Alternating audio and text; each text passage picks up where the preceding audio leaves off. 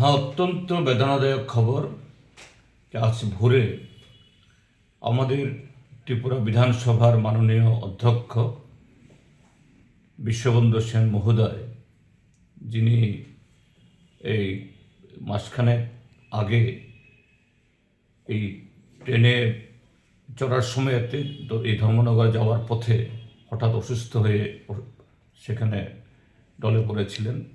তারপর এখান থেকে উন্নত চিকিৎসার জন্য তাকে ব্যাঙ্গালোরে নেওয়া হয়েছে।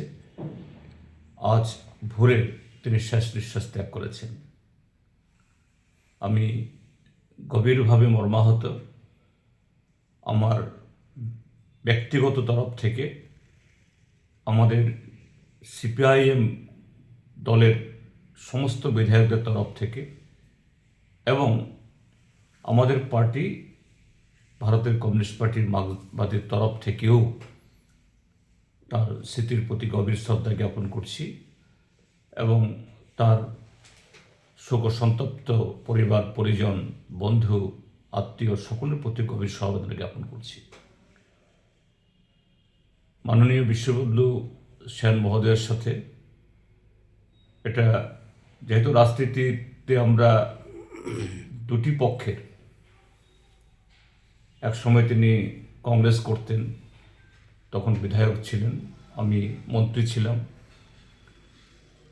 আমরা ট্রেজারি বেঞ্চে, তিনি বিরোধী বেঞ্চে।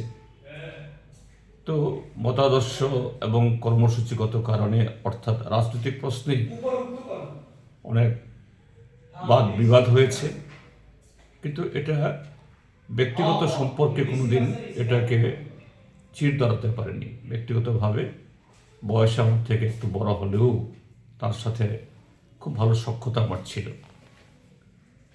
তারপর তিনি বিজেপি দলে যোগদান করেন এবং তার বিজেপি দলে যোগদান করার দ্বিতীয় মেয়াদে আমিও বিধানসভার সদস্য হই।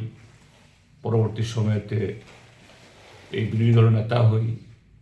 তো স্বাভাবিক যে বিরোধী দলের সাথে শাসক দলের রাজনীতিগত প্রশ্নে, নীতিগত প্রশ্নে অনেক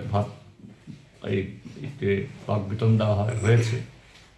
তিনি অধ্যক্ষের আসনে, সেখানে তাকে ভরসা করি বিরোধীরা বা যে কোনো সদস্যরা, তারা বিধানসভাতে তাদের পার্টি বা জনগণের কথা তুলতে চান। সেই সময়তে সবাইকে সমানভাবে তিনি সন্তুষ্ট করতে পারেন তা নন।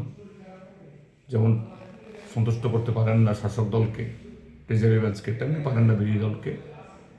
তো সেখানে হয়তোবা কখনো কখনো ওনার সাথেও সেখানে তপ্ত এই বাদ বিবাদ হয়েছে বিধানসভার ভেতরে, কিন্তু ব্যক্তিগতভাবে হয়নি।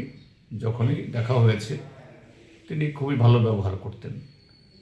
তো আজকে তিনি যখন অনেক দিন ধরে তিনি হসপিটালে অসুস্থ, চিকিৎসাধীন, কাজেই যোগাযোগ ছিল না, কিন্তু আজকে একেবারে চিরতরে তার সাথে বিচ্ছেদ হয়ে গেল। এটা খুব খারাপ লাগছে। আমি আবারও প্রয়াত বিশ্ববন্ধু সেনের স্মৃতির প্রতি গভীর শ্রদ্ধা জ্ঞাপন করছি। তার পরিবার, পরিজন এবং তার দল, তার প্রতিবেশী, আত্মীয় স্বজন সকলের প্রতি আমাদের গভীর সমবেদনা জ্ঞাপন করছি। Thank you.